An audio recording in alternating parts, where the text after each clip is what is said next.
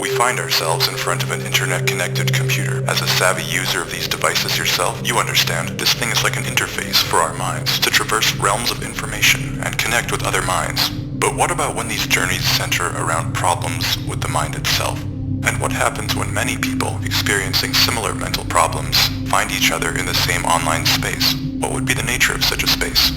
This machine is already booted up, so why don't we go take a look for ourselves?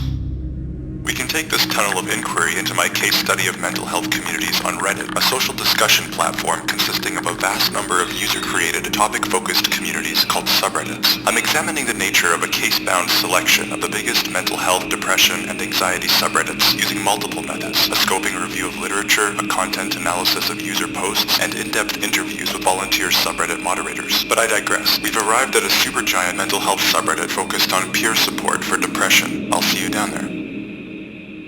Ah, there you are. For a second I thought I might have lost you in the crowd.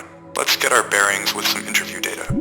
This is a wide open, anonymous community full of depressed people. Anyone can come in. There's no screening, no training, unless people train themselves. It's a manifestly unsafe space, and yet people feel uniquely safe here. Keeping this delicate atmosphere of safety inhabitable is what the moderators are here for. It's kind of like a Sisyphean game of whack-a-mole against things like bad actors and bot accounts. But unexpectedly, one of the biggest dangers here is a steady influx of users wandering in with help-giving intentions, but without realizing that this moderation team is serious about upholding evidence-informed principles of peer support for depression. One moderator put it this way: people come here because they feel deeply alienated by fixes, success stories, projections, and general uplifting messages. If you're giving support, we really expect people to take the time to understand, how can I be helpful? The rules around help giving are strict, but they can also be seen as a kind of educational intervention on how to supportively engage with someone expressing acute mental suffering. There's an entire guide on the subreddit about how to do it, but put simply, it's about offering a tailor-made experience of feeling understood. If you can achieve that here, you've surfaced the essential value of peer support through the Reddit platform. One moderator reflected, I think that text only, in a strange way, facilitates a kind of pure mind-to-mind rapport that's unique and can be deep and therapeutic. They went on to explain that when this mind-to-mind rapport truly occurs, both minds will emerge from the connection with a sense of having been transformed.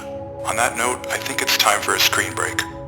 The next time you find yourself in front of an internet-connected computer, consider these online spaces for yourself. I think you'll be of the mind that their nature tells an unfolding story of public mental health in the digital age.